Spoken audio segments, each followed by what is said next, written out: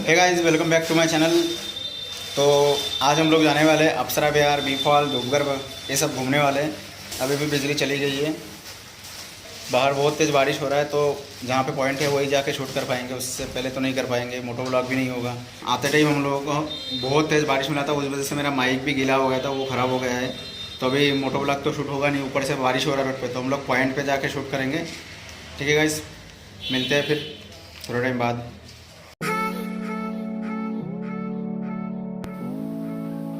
तो गाइज़ अभी हम लोग रुके थे चौपाटी पे।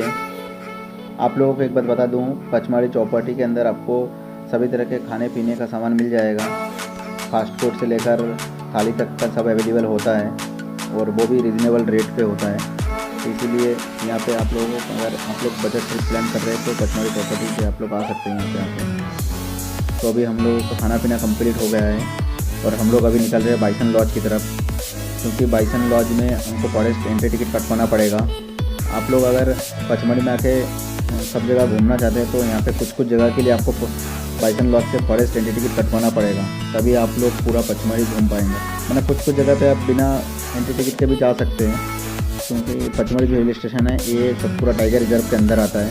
इसीलिए आपको बाइसन, सबसे पहले बाइसन लॉज जाना होता है, वहाँ से एंट्री टिकट कटवाना पड़ता है।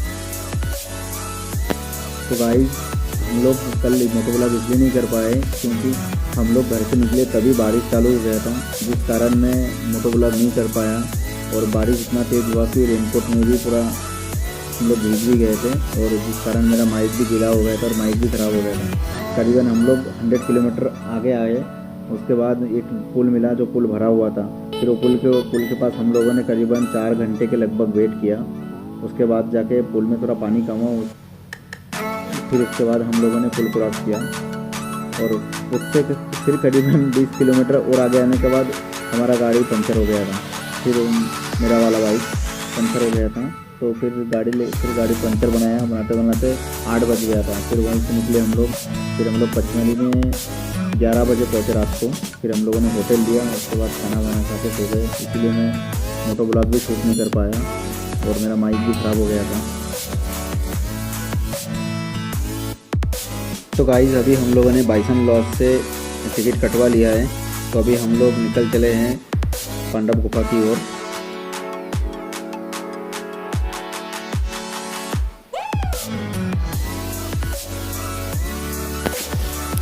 तो आप लोग जैसे देख रहे हैं, हम लोग पांडव गुफा में पहुंच चुके हैं, और सामने आप लोगों को जो पहाड़ी दिख रहा है यहीं पे पांडव गुफा है। और मैं गोप्रो से शूट इसलिए नहीं कर पा रहा हूँ क्योंकि अभी भी हल्का फुल्का बारिश हो रहा है, तो इसलिए मैं मोबाइल वाटरप्रूफ कवर में रखा हुआ है, उसी से शूट कर रहा हूँ मोबाइल से ही, जिस कारण मैं गोप्रो से शूट नहीं कर पा रहा हूँ।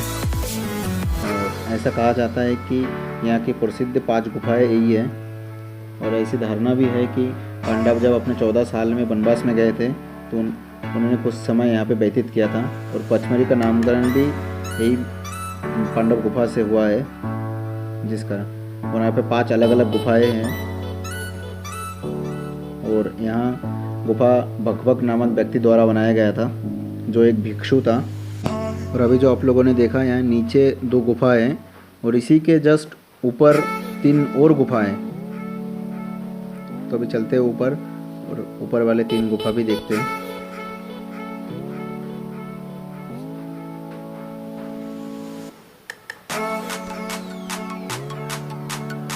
और यहाँ पे टूरिस्ट लोग भी बहुत विंटर मौसम में एंजॉय करते हुए।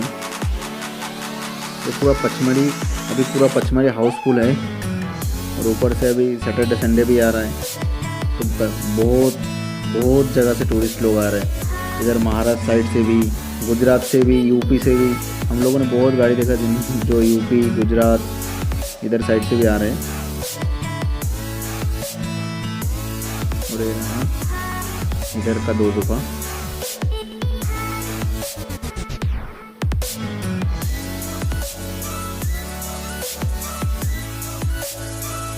और जस्ट इसके और सामने और एक गुफा है।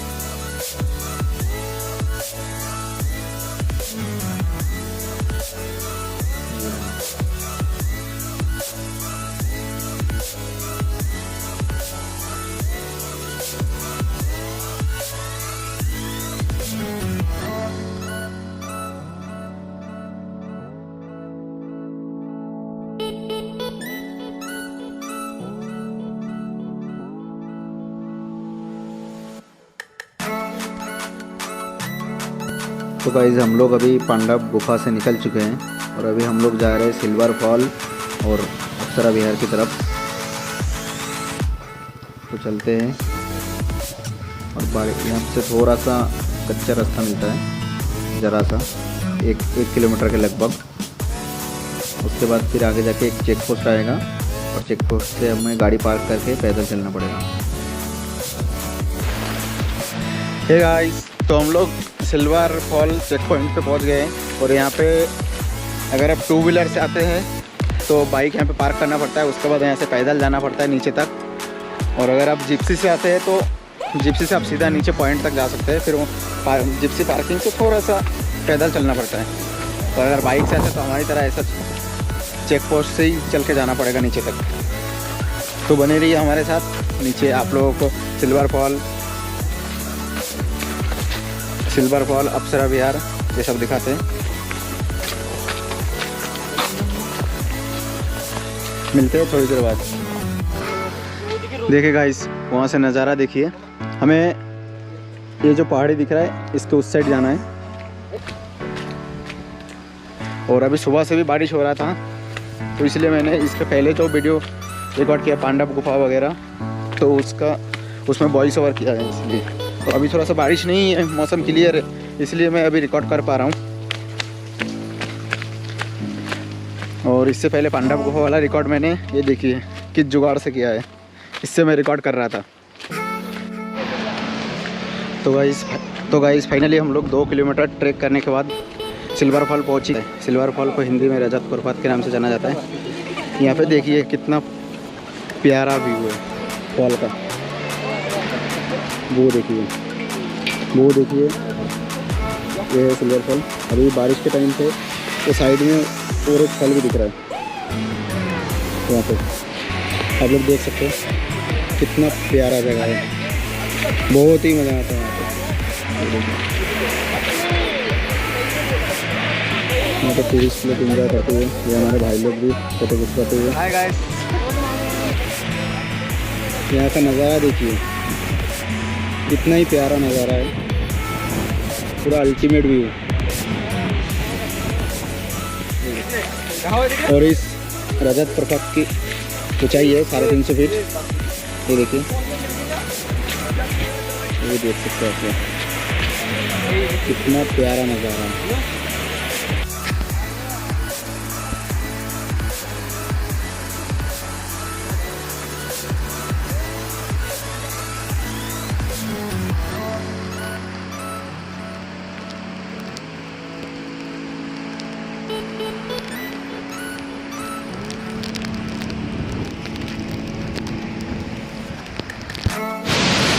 तो गाइस हम लोग अप्सरा विहार में पहुंच चुके हैं। हम लोग पिछले बार उस साइड चले गए थे, अभी पानी ज़्यादा होने के कारण यहाँ पे रास्ता ब्लॉक कर दिया गया है। तो ये देखिए अप्सरा विहार, ये देखिए अप्सरा विहार। इस यहाँ से साइड से तो बहुत आवाज़ आ रहा होगा। अप्सरा विहार के बारे में एक बात बताऊँ, यहाँ पे वो अशोका मूवी का एक गाने का शूट हुआ था जो यहीं पे हुआ था, जिस गाने में करीना कपूर पानी से नहा के निकलती है ना, वो वाला गाना। तो देखिए अभी पानी ज़्यादा होने के कारण उस साइड बंद कर दिया गया है, तो यहीं ऊपर से ही एंजॉय करना पड़ेगा, नीचे नहीं जा सकते इस बार। ठीक है गाइस, मिलते हैं थोड़ी देर में वी फॉल पे।